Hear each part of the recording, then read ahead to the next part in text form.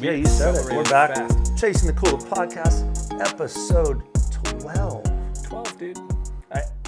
Hopefully we get to 112. I just try and get in 12 holes of golf. 12. Life I can't is get good. 12 of anything, dude. I drive 12 minutes to work. That's about as far as I go. That's in traffic. That's it. That's heavy traffic. That's about as hard as we go. Heavy traffic. Well, hopefully it's not a boring episode, but we have to keep this thing moving, and we just feel the itch. Like, we got to keep this going. Last one was pretty We've tried to thick. tap out 4 weeks in a row. Yeah. And then last minute, we're like, what are we doing? Because if you tap out one time, then the next week, I got something, you got something, and here we are, then a month goes by. And it was actually like, are we doing the podcast tomorrow? Because I really need that podcast in my enough life. of the small talk. Yeah, enough. Straight to the this is a podcast. great experience. I'll start off by saying, that last episode was pretty deep. It was all over the place. I want to apologize. I was pretty loose coming after golf, but I felt like that was even more candid. It was great. Mitchell, you had a great pedestal sitting up there on the podium and doing what you did. Had a lot of people reach out over the week like, you good? And I'm like, I'm good. I'm climbing out, but it meant a lot. I mean, you don't think you reach that many people. Right. And then you start getting people reaching out and you're like, why? I saw the podcast. So the outlet is real. The outlet's awesome. And if it goes back down to 10 people, I'm okay with that. Well, I'll tell you why exactly what you said rings true and why we do this and why, even though you came and you were having some fun golfing and had some drinks, and we all do that. That's why we love golf and get out. It's like let's take the bar, but let's take it out on the golf course. But also, when you're doing that, we always talk about the fact that any conversations we have with our friends anywhere that are good conversations that you hit people the next day, man, we had fun last night and it was good hanging out at your house or whatever it was, is because you're typically having some cocktails and you loosen up and you relax. And you start telling great stories and you have great ideas and you might get emotional about something, whatever it is. That's when you have your good banter and the back and forth. And what you talked about that people had told us a long time, like, man, you guys should do a podcast. Like we love when you tell these stories and different things, but typically we're tipping a couple back and you start having fun, and that's what people want.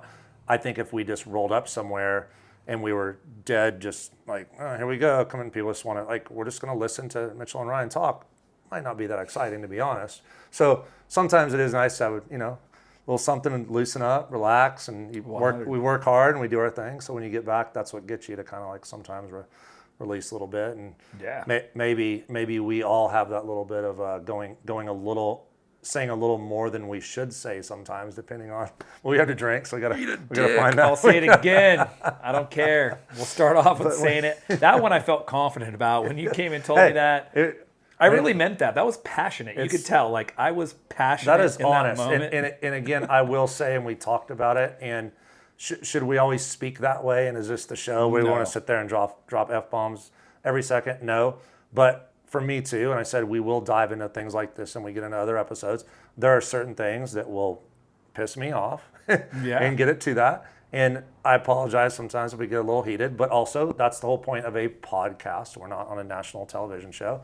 We have kids and people we respect, so we don't want to be those people. But also, hey, I'm gonna get upset sometimes and speak my feelings, and so are you. And so that episode was that like happened, the we're cool with it. The Denison chili of like what we were doing, and I think we talked about it on that episode of like. We get to the point like everyone does in their friendships where you're kind of both in the thick, and I think we were both like climbing, and I was sinking, and you were helping me out, and we were helping out, and you could sense that on that episode. We're both climbing out now. Like, we're both climbing out. There's a lot of opportunity. We're both climbing out, and in that where you overthink.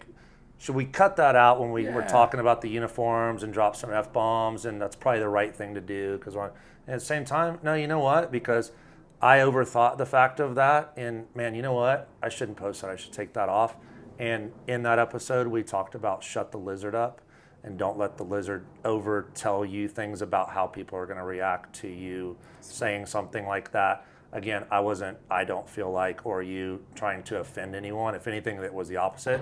It was a sticking up for more than just what the color of the uniforms were, but where people, what they define, what they think they might represent. People. And through that, I'm going to get a little upset and say that. And again, is there a better way to handle it or say it? Sometimes yes, but I'm not going to apologize for that because we're passionate about what that. Yeah, I wasn't in any position. So we're good with that. Next day, that's what we're going to get. That's what Chasing the Cool podcast is, and we probably still going to say some words here that we probably shouldn't say, but This is It's how just we us talk. being- This is Man, how I what? talk. We This four- is how I talk. We 40, damn near 50 years old. We Yeah, grown ass men. I talk like a sailor. Here, Walk I'm like gonna a change sailor. this light because you're getting blown out like Turhan was. Oh, I when we like had him it. before. Hey, you know what it is? It's that green Celtics light on It your is. face. Oh, the green Celtics Go light. ahead while I'm fixing this. You can tell everybody how Woo! great. Well, no, you can not tell talking about everybody how how great great the we are. Celtics are. Like in a brief situation, explaining what's going on right now. We're not battle tested yet, and I agree with some of the analysts. Like right now, we were lucky to pull that one off last night. We should have blown the roof off that building. We went out. We've had the lead. That was a 7 point is the lowest margin that the Celtics have had in the playoffs. Been 6 out of 8 conference championships. I want to see us get battle tested, and I know it's going to come from It'll happen, one game. Yeah. Minnesota, Denver. Yeah. That game, and again, you can quote me. I'm not worried about the Knicks, not worried about the Pacers. Probably going to come back to haunt me. Mm-hmm. But when it comes to that West, that game, and all these games are at 2-2 right now. yeah. We're watching the Knicks go right now. They're kind of on a roll. There's nothing better than a 2-2. You have it's like an 82% odd probability of winning the series after you win Game 5. Yeah. I love Game 5s.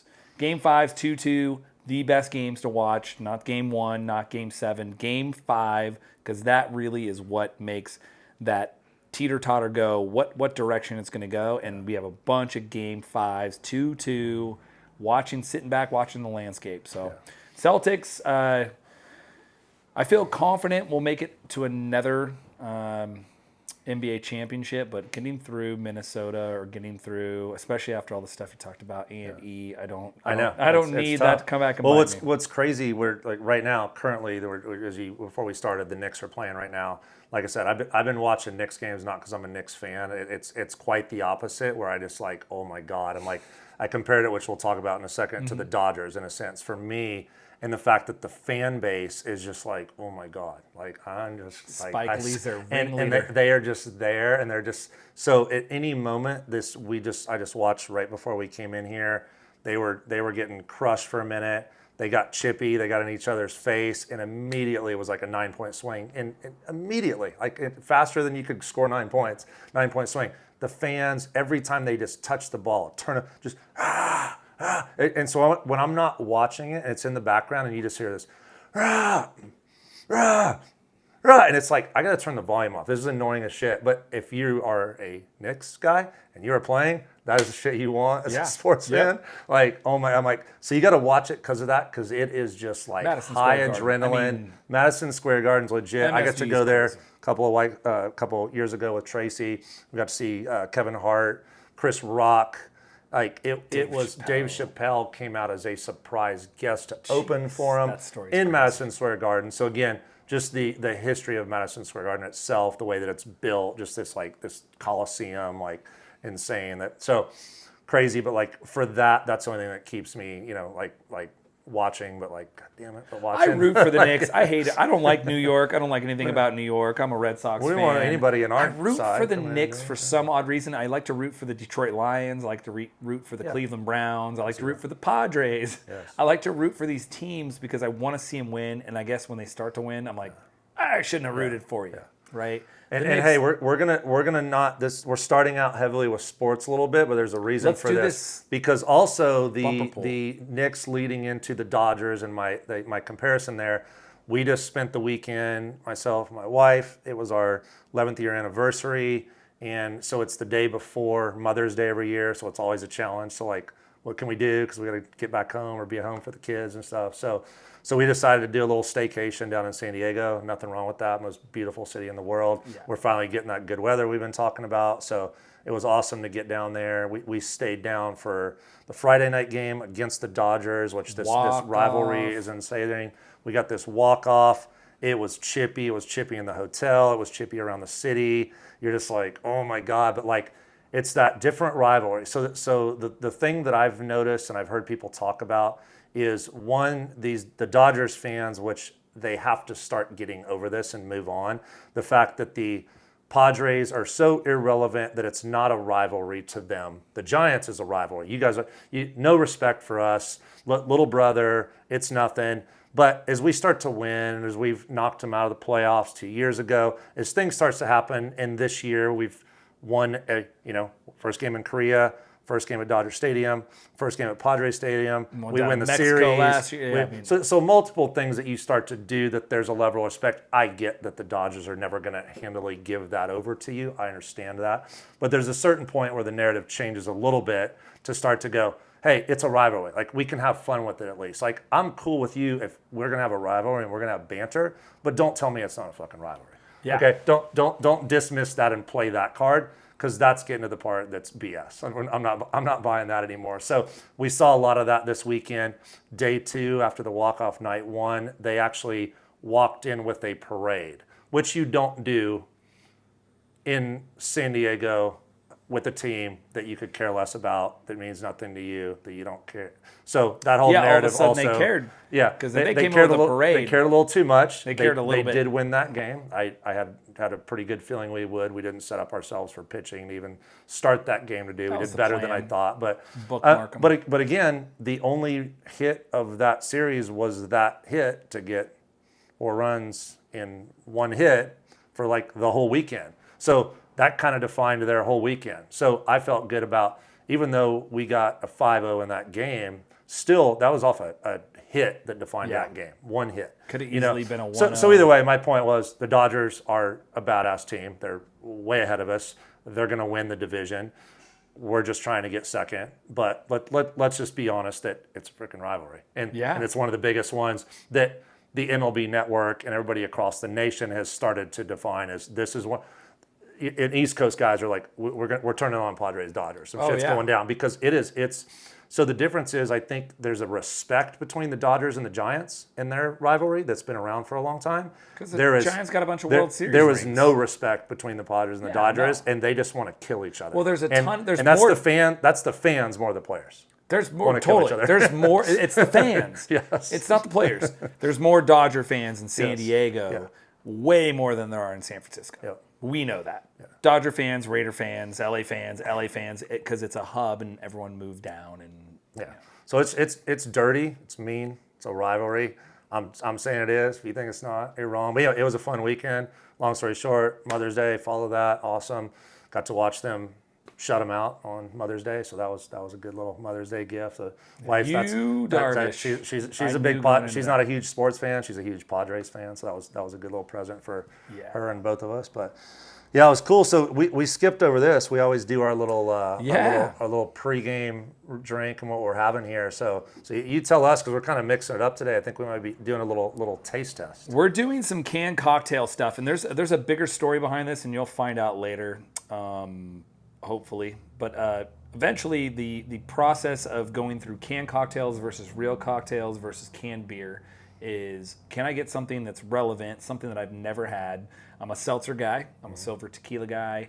I was at the store and I'm like, man, the store that I go to, the El Norte Liquor, shout out in Escondido, place is a hub. They got a million different things. So good. I go there and I see Ida and I'm like, I need to get some. Oh, let's go here to the canned cocktails. I saw Ciroc had a canned cocktail. I'm big into the canned stuff. Good. And I know you always had aspirations when you were with Trust Me, and you always wanted to do the can thing. And I know that did a lot of tasting, tons of research with the different cans, and it's definitely good, because a lot of these just taste like seltzers, just flavored seltzers, no matter how you mix it up and how you paint the can and do it up. But this was one of the ones I tried, a year ago.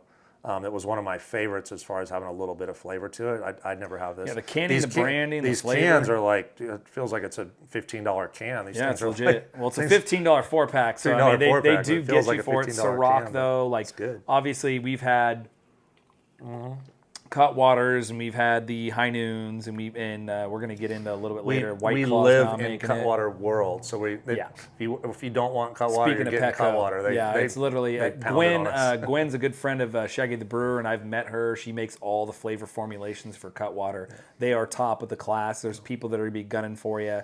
But, I mean, when it comes to canned cocktails, me being a bartender background and knowing how to make cocktails, and we've always made the point, it's like, I'm just going to make a cocktail. Yeah. but I'm starting to falter back. Like I can grab a quick 40, I can grab a quick 8-pack, a little 12, and get some of these flavors, and I'm not doing the work. It's easy. Started to teach myself, start doing less of the work, start letting things fall into your lap.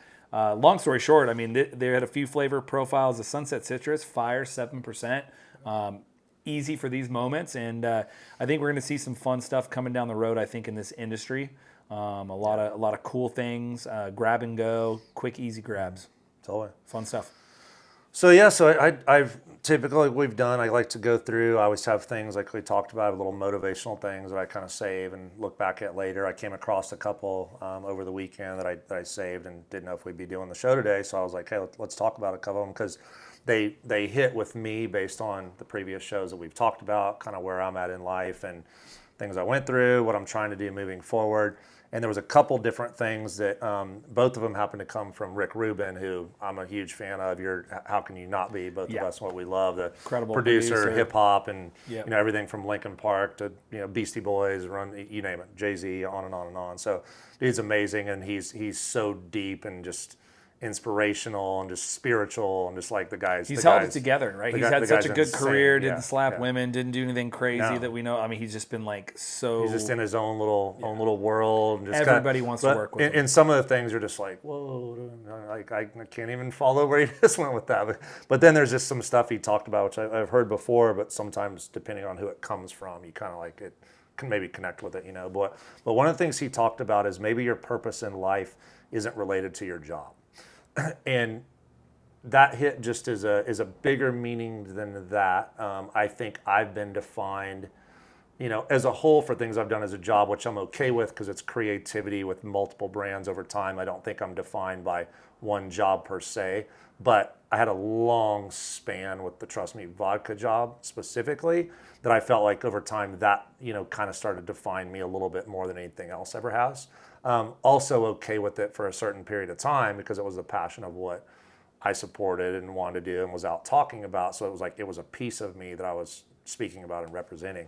But I know with you and with a lot of people in the world, sometimes your job, because it's what you know and it's what you live and it's how you support yourself and your family and everything you do, can become like what defines you and where your life just like it feels you don't want it to be your purpose necessarily, but it becomes your purpose in a sense.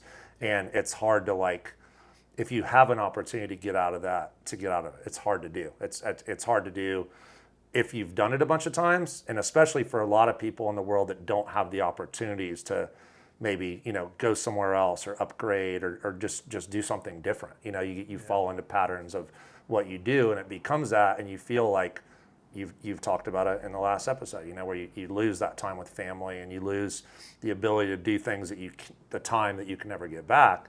And this circles back to that, like, is the purpose in life defining it isn't related to your job, and everyone needs a job and everyone doesn't have the ability to do something like myself or even like you. Like people look at you and be like, I'd love to have Ryan's job, Yeah. You'll sit there like everybody will do that. Yeah, until you get in my shoes, you want my job. Until you yeah. walk in my shoes. So it's all that again, we're also going to look at a billion other jobs and go, well, I ain't going to do that. Yeah. So either way is like, what it then goes to what is your purpose? Because I talked to you a little bit before the show that I want to talk about this, and it becomes what is your purpose? So even anything I do moving forward or anything that you do in the next 5 and 10 years or anything, what's the purpose, and do we know what it is, and is there things that kind of fall into your lap that everything happens for a reason? We always talk about that you find a purpose that, I'm not saying doing this podcast is it, but this is something very different that a lot of people talk about doing and never do, that we started doing and then fell out of and got back into it. Mm-hmm. We've talked about why we think it's so important that we continue to do it weekly and kind of build something and talk about certain things. And I think through that, it made me think of like, what's your purpose? I used Malcolm again as an example because I think knowing Malcolm so good, he has a lot of similarities to me as to where he came from, and just being that super outspoken, way more than me, outspoken guy that just makes friends with everybody, knows every celebrity out there, knows every little kid, everyone of all walks of life, and will sit there and have a conversation with them forever because he's just that guy. Like, man, just let's sit here and just pour our hearts out. Like he'll do that at any time. And now he's kind of got a platform similar to what we're doing to where he does that, as his Milk and Beans. And he goes out and really, I think, like I said, I wonder how a lot of times he does the work that he does to have a company like Mended, and he has other companies that he works with. I'm like, how are you doing that and still talking to me and a ton of people every day to get people fired up and excited and motivated and look at life different? And again, it's your purpose in life. And I think that it's kind of a guy like that that's found his purpose in life, that was he made his job. So his career revolved around that type of personality and being that type of person. But now I think he's like centered it into, I'm gonna make a point to do this every day. Well, he found the point. Yes, Right. exactly. So you found the point, and you nailed it. Like we kind of talked about it. It's like Plinko, right? The Plinko falls, and the Plinko bounces. Sometimes the Plinko stalls, like it did at the golf tournament. It stalls. You give it a shake. Once that Plinko settles in, that's the final product. I mean, that's really where you're at, and that's where you solidify yourself. You're nailing it with the purpose. For me, I was just kind of fatherless, kind of growing up. You want to be the man. You want to work. You want to work hard. You work hard at everything you do, from sports growing up all the way into your job. And I get lost in it, and I got lost into it with the job I'm in currently, and they're aware of it, and everyone's aware of it. I got lost in my previous jobs, passed up on time with family, friends, my wife, networking. You start to get to a point where you're like, does this job serve me, or do I serve this job? And I had a great conversation today with a couple of friends of mine about that. Like, this job serves me, I don't serve this job, right? And you're not stuck into this position to where I have to go to work, I get to go to work, and that's huge. I learned that from another great friend that runs a very great establishment here that I want to do work with down the road. All these little pieces that are like coming through, like you said, everything happens for a reason. And the purpose is to work and live, not live to work, right? And are you enjoying it, in the Malcolms and what like ventures you go on to do and things that you're just trying to do right now, and some fun stuff. And it's going to become that purpose of life where it's like, yeah, it's a purpose, but it's not everything that defines me, So I'm stuck in that moment, but climbing our way out and doing what we can. Yeah, so leading on with that same thing, another thing that he had talked about, he just had a quote that I think connects to this. It's an extension of it, that is just, never say I can't do it. So it's that simple. Sounds really stupid, but it's really something that, like, apply it across life to where most people aren't going to take a chance. They're not going to go be an entrepreneur and start a company. They're not going to go try a new sport. There's a million things that people aren't going to do because it's out of their comfort zone. Just because there's something that's just, I can't do that. I wouldn't be able to do that. You're scared. There's obviously fear. There's a million different things that define that. But don't ever say I can't do it, which becomes that, the situations that I've been in many times in my life to go, man, like I don't want to start over. I've talked about this. These things that's like, I can't do that. I can't do this again. I can't do that again. I can't, but no, don't never say you can't do it. The last time I was playing golf, I had seen this, and I kind of thought of the two things together, because we always talk about how golf is more than just the sport of golf, and it kind of everything about your mindset and how you think and how you perform, and being able to play a good game because you're kind of like let everything go versus everything's just bottled up inside. And you like, dude, I've been playing the best of my life and I'm shanking it right every time because you're just clouded with a bunch of crap, So I think even with golf, when you start out, and depending on the level that you're at, it's all the way down to the last time I played. It's like it's a par 3 course, and on every hole you're like I'm gonna get a hole in one on this hole. Like it's been how many years have I played? I've never got a hole in one. Never got one. I'm gonna get one on this hole. And you know what? I'm gonna say on every hole that I'm gonna get one on this hole. Like I'm gonna make this happen, because it's gonna happen someday, and I might still be 20, 30 years away from doing it. It's gonna happen someday, and it's something as stupid as that makes you go like, never say I can't do it. And I know that I will get that hole in one, and I know everybody gets it at a different point in life. Which again, I'm not just talking about golf. I'm talking about life in general and how the two coexist. But that type of mentality of the other thing he said is saying that. Don't say I can't do it, just say I haven't done it yet. Yeah. So it's just like what we're talking about with the other scenario of when you're making changes in life and you're making decisions and age and everything kind of goes through and you're finding this balance, is like there's nothing you can't do. I just haven't done it yet. Never say you can't do it. And really it's the practice that allows you to get to the point of saying, yeah, I can do it. Or even if you're uncomfortable, which I've been a bunch of times, I know from my experience, what I've learned in the past over the years doing multiple things, that like, okay, this is a little bigger push than I'm used to, but it's time to have that bigger push. It's time to be a little scared and take that next step that you didn't take the last time and the time before and the time before, which is what makes you the person that you are today, because you practice and you didn't say I can't, and you just say I haven't done it yet, and you got to here, and you got to here, and you got to here. And it's any job when you start here at the bottom, and next thing you know, you can be the CEO, president, owner, start your own, whatever it is. Yeah, could you do it on day one? No, because you had to go through a lot of things to get there. But I bet you didn't come in the first day as a fucking janitor saying, I can't ever be that guy. Yeah. You just couldn't be that guy that day, maybe. But you can do it. So that was just another thing that the two kind of like coexisted and linked with me, and kind of just made me think about so many of the things that we talk about. I love seeing this stuff because, again, we relate it to sports, golf, numerous things we're looking to do in the future. Always trying to stay motivated. Is just like, sounds really stupid. Everything's overcoming. Never say right? I can't do it, because that's the biggest thing is, even when you know you can do it, you'll tell yourself you can't, and you'll talk yourself out of it, because that's easier to do. Yeah. I'm dead with you. And I talked about it last episode, pessimist. Don't set myself up for failure. You know, I'm going through a lot of change in life, but it's like that knowing that you can do it, telling yourself, going through the same motions. I've had people tell me, like, look in the mirror, like, you're good, you can do this. I'm starting to condition myself slowly. I'm starting to climb out and do it, and it's changing. You know, I think I talked about it on episode 1 with, you know, I've never worked outside of the restaurant industry, you know, and having that opportunity, if an opportunity arose, like, would you go do it? And it's like, that's like knee shaking, fear mongering, like, no, I could never get out of this. But you have to get to a point, right, to where you're like, I have to throw that parachute out and jump and know, like we said, the 2-year plan versus the 10-year plan, like, I can bounce back. I got the experience, I got the exposure, the life experience, the mindset that I fell, but I only fell this far, and I didn't fall this far, where you're totally petrified at a young age, and then you get way petrified when you get stuck in your way. But we're old dogs with new tricks, not new dogs with new tricks.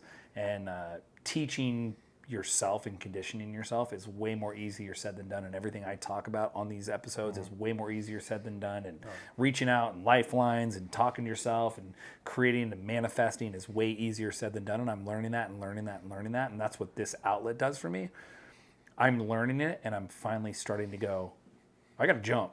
Like, family's gonna support, you're gonna support, my friends are gonna support. I gotta jump in life and make changes to my diet, changes to my habits, changes to my lifestyle, changes to my work profile. Comfort zones. So you have your strengths and what you've done your whole life. So you have major strengths that you know you can go stay within your industry and go anywhere you want tomorrow. So you have the knowledge of knowing that, so you're comfortable with that, but you're also comfortable where you're at, because that's what you've done forever. So it's become just part of your life and your makeup and what you do every day, you know?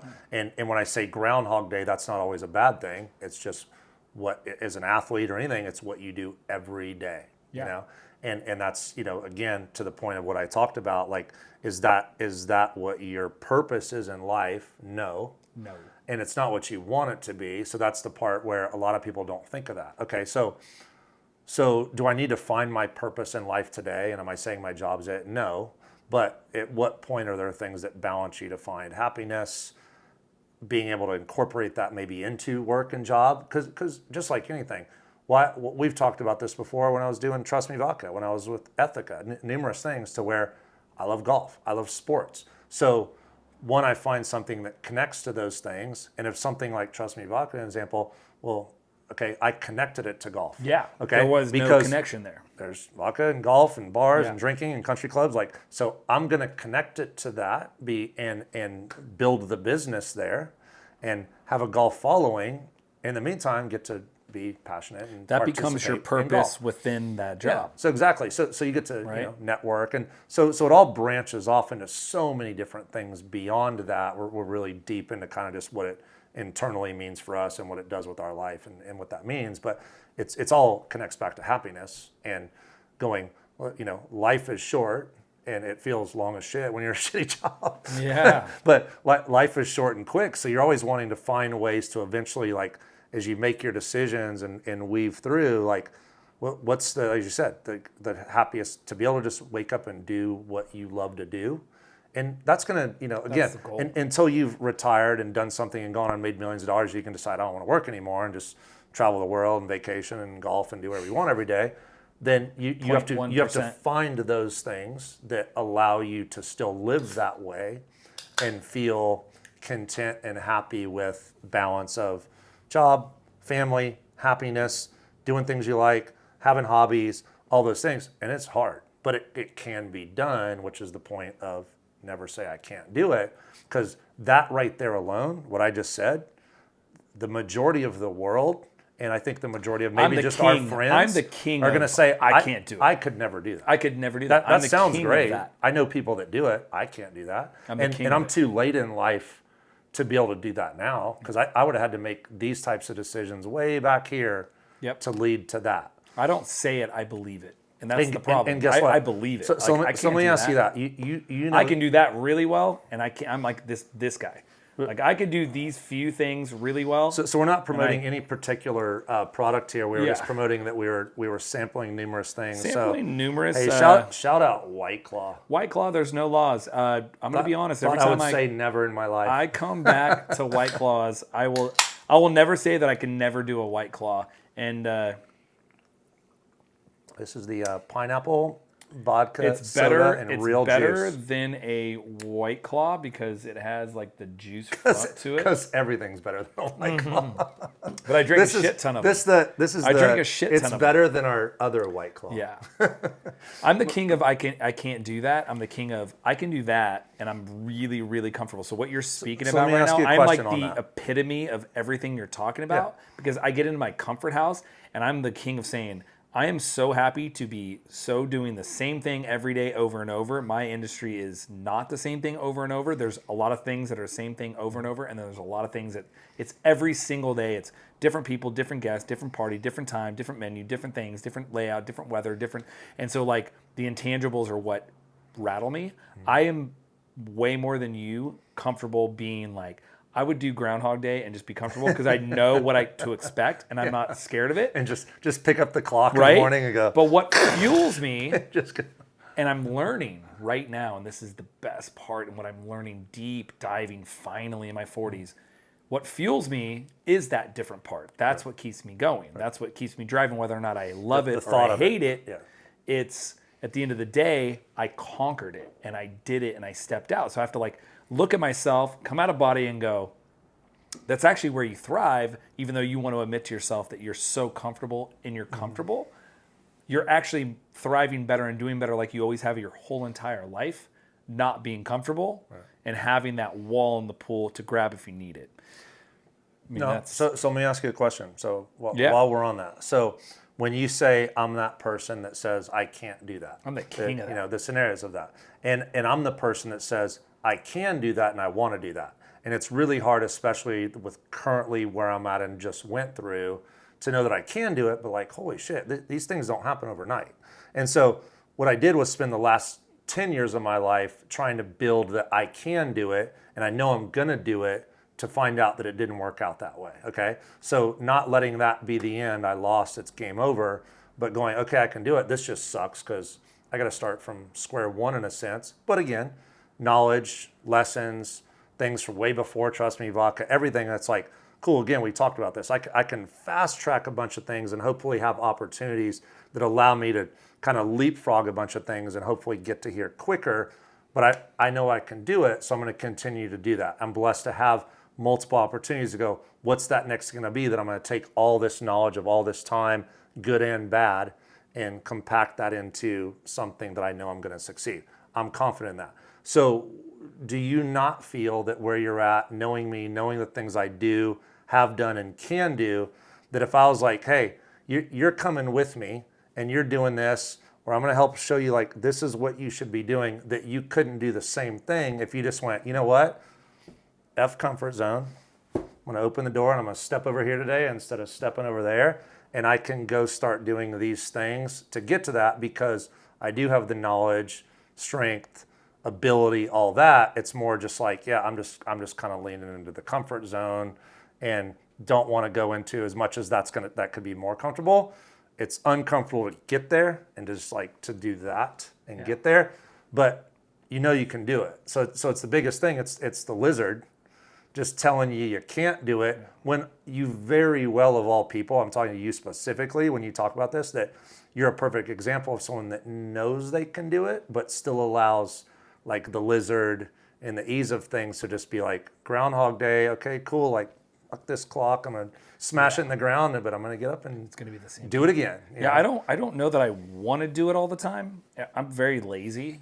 I'm going to be honest. I'm being candid with everyone, and I'm coming forth with myself in my 40s. I'm very lazy. But you don't build a wanna system at do it. work that allows the laziness At to be work, to efficient. create an efficient, successful. Yeah. So guess what? So it doesn't mean that myself or millionaires and billionaires out there aren't that way because they did the same thing.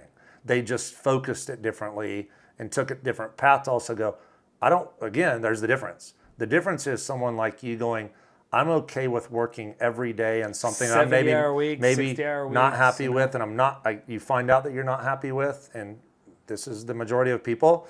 But then go, but I can create. I have this laziness, we'll call it, but it's not, and I have ability and knowledge and strengths. So how can I create something that allows me to achieve this? And then it just kind of goes and works on its own. I talked and about I'm this actually today all of a sudden with my like, holy friends. shit, why didn't I do that 20 years ago? Yeah.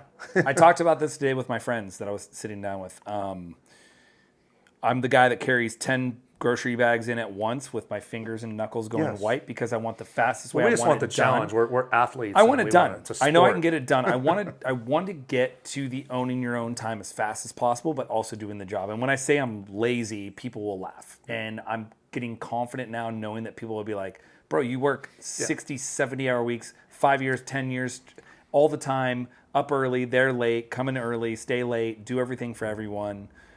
I'm not lazy in that fact, but yes, I'm lazy. I talked It's to more them. when I you said, step out of that. I'm trying to probably. figure out the way to get things done that I don't want to do. I hate nothing more in this world than doing things I don't want to do.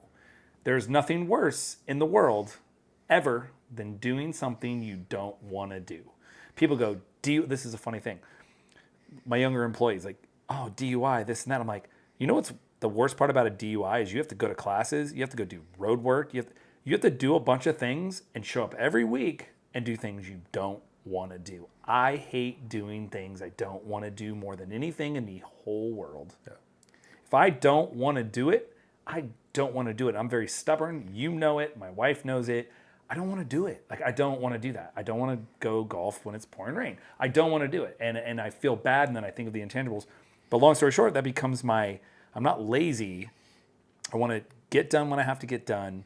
And sometimes that never gets done because the mission's never completed, and that's where the work stuff, and you can't do it.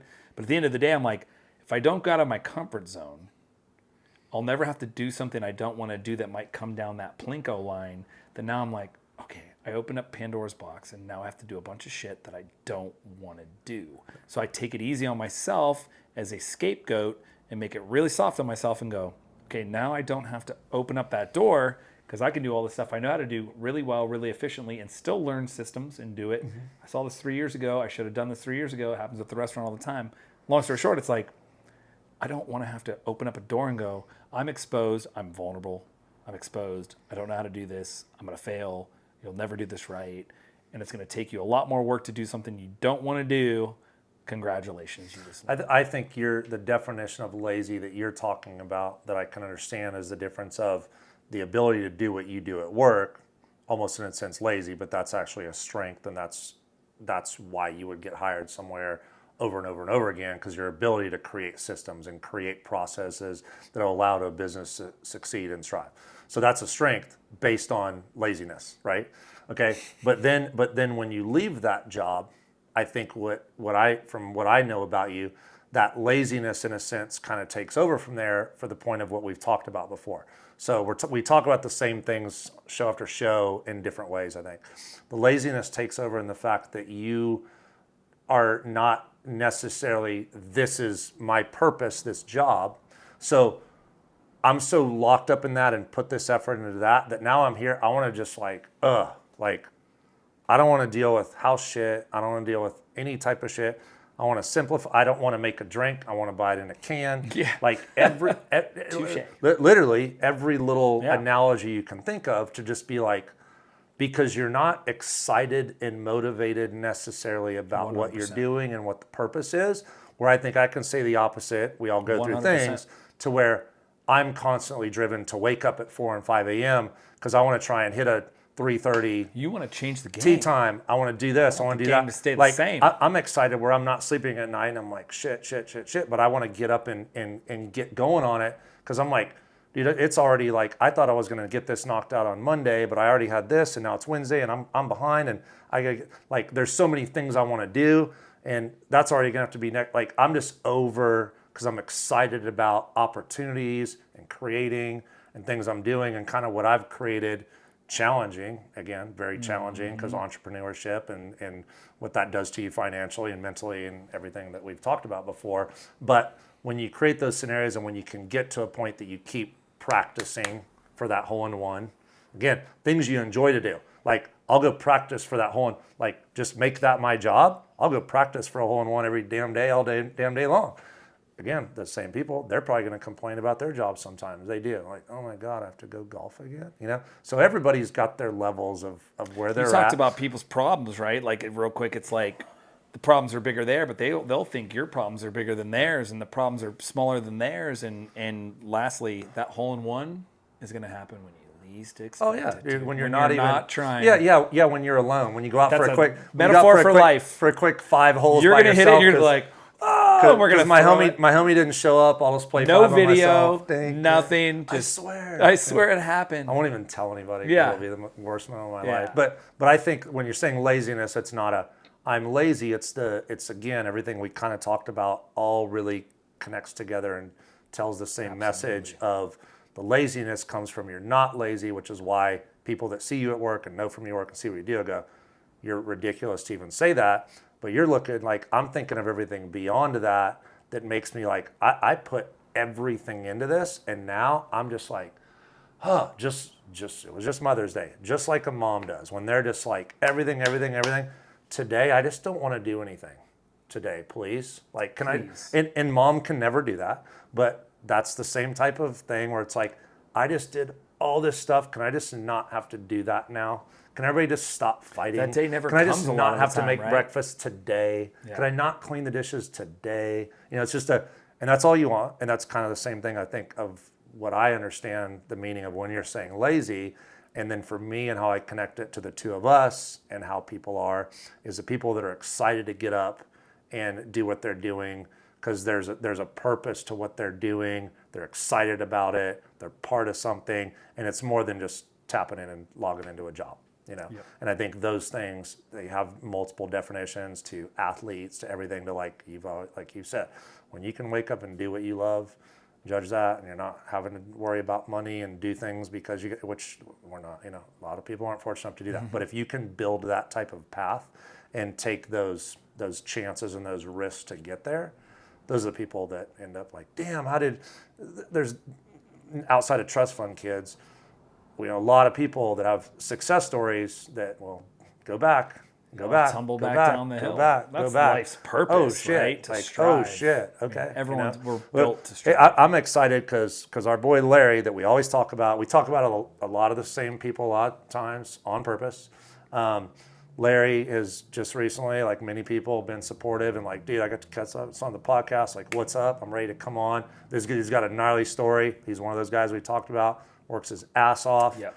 Very successful and got a hell of a story. He didn't just walk into some money. Yep. He didn't always do this. Like he got out and was like one day was like, I'm doing this shit because I can sell, I can do it, and did it and found where he's at. And still a guy that's looking to like, man, this isn't it for me. Like he does very well. So again, you get that almost a comfort zone of like, I know how to just do this and just make money and make money and make money. But like, you also go, is this where I'm happiest? Like, not necessarily, you know. But when you dig into people's like, dude, so I can't wait. There's a lot of stuff. Me and my wife. You're not always going to be happy, by the way. Over, That's not the rules. I No. mean, doing what you love to do, you're never going to always no, just be happy. and you again, know? we've talked about it. The people that have not all- billions even of when you love dollars what and you're doing. everything are still like Miserable. they're miserable. You know, so again, it's a balance. human. It's a balance. I know I've found it multiple times in my life. Had some of the challenging times over the last year or so, but still the understanding of, again, talking about things like this,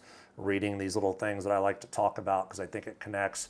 You know, I sometimes want to apologize that we talk about the same things. It feels like, it sounds like the last show. Sometimes we say that. The more I've thought about it and the more that people reach out, I'm okay with that because the feedback we get. And to me, and I'm by no means saying we're pastors and preaching to anyone because we're far from it, which we opened the show talking about. But I think that sometimes when you have messages, especially that connect us, that we know connect to other people, and we might talk about it in different ways and continue to connect it all together, I think that's very important because I think with anything, much like practice, the more you hear it, the more you talk about it over and over and over every Sunday, every time you open and read something, if it's a religion or anything like that, no one's complaining. It's the same thing you said last Sunday. Like that's why we came back. Exactly. That's why we came back was to hear that again. Yeah. Because over the week we might have lost it a little bit, or we need to hear it again. Thought about it all we week. need to drill it and I needed in, to like hear it connected to something. I need to, so again, I'm not trying to connect us to.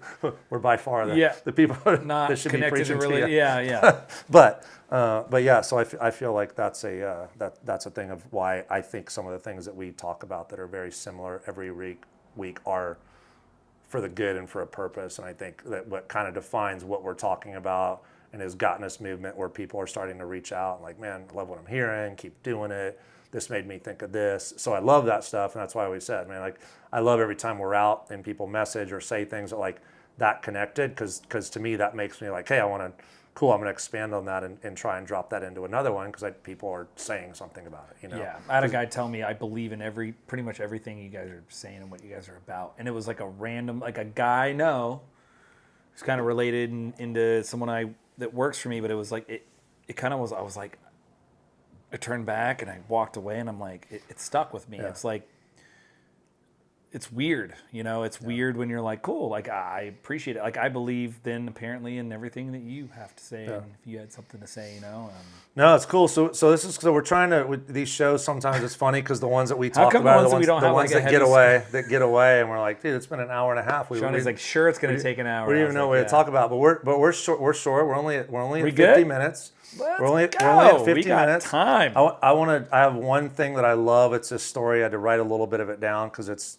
I always find these things that I just love. Like I'll watch them over and over, and you know, sometimes it's a little cartoon or something. I'm like, once again, like especially me being creative, I find ways to connect that and take a little line from it or something. But the story it's the story of this bird that's flying through. It's freezing cold, and the bird, it's so cold that his wings freeze. You know, he ends up freezing. He flies to the ground. He's laying there and he's dying and he can't move and he's just laying there like this is the end of my life. And a cow comes by and takes a big dump on him.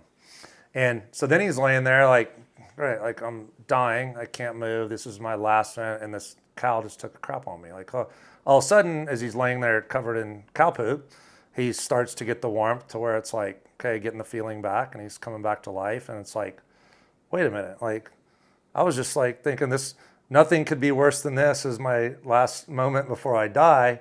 And the warmth starts to bring him back. So the first thing he does is he's like, oh my God, I'm going to live. Just got to get out of this pile of crap. He's living, he's coming through and starts to get some breath and starts singing out loud, starts singing like a bird. The joy of like, oh my God, this was actually the greatest thing that ever happened was a cow pooping on me.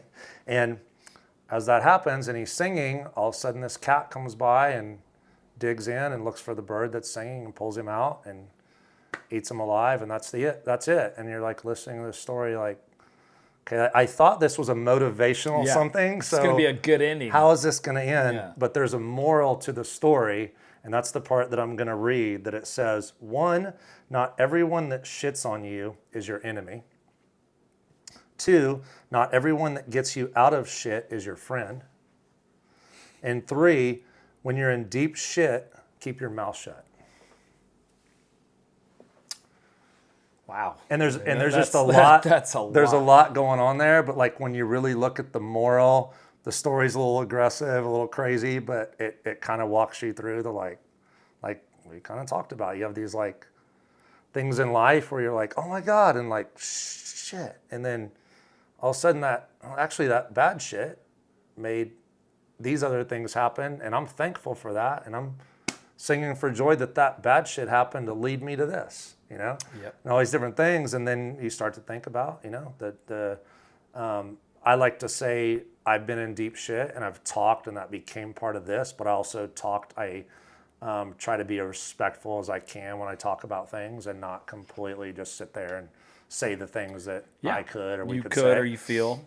But there's also a moment, too, when people talk too much, and it's like, what are we talking about here, you know? And so it's that fine line of knowing when to keep your mouth shut, you know, and how that can cause things as well and cause problems, and that's different for every scenario. But that was just a story that I've seen. It's popped up a few times, and I've looked at it, and I'm like, there's a story that I think everybody can kind of look at and connect it to themselves or situations differently, but it's just an interesting. It's great. Kinda, I love all of it. I don't want to say funny, but the way that I saw some of it was kind of humorous in what it was. But it's again, morals and just different things that we think about now with everything we're dealing with and going through. And we're stoked we're still doing this. Yeah. And I promise you, I'm actually going to say it right now so we make it happen. Just how we got to here and did this every week is we held ourselves accountable and said we're doing it. And we've made it this far. You held lazy ass Ryan accountable because next week we will have a guest, and it's going to be awesome. And next episode, we're not sure next week. There's some big things going on. So if it's not next week, it will be the following, but it will be the next episode. And typically when we say we're not doing it next week, we still sneak it in. So we might. The next episode. Yeah. So just chill. Man, to the next episode. We can't thank you guys enough. And again, like getting the outpour of people, you know, whether it's a handful of people. We seriously probably would have shut it down, even though we said we weren't around 5, but it's been like. You don't walk around expecting it. You don't even think about the podcast after we shoot it. I listen to it once, I watch it once, done, and I go about our daily lives. It's the same thing you do. And all of a sudden you hear something, like especially from someone that you don't really talk to, and you're like, wow. And then you walk away for a head-spinning hour of like, man, really? Like, you watched it? Like, I didn't even expect you to watch it. I agree with everything you say. And I'm like, there we go. Said no one ever. So you guys are subjected to us going to episode 112 because we're going to keep doing it. Thank you, the 3 people that are listening right now. Mm-hmm. We really appreciate you. As always. Big things.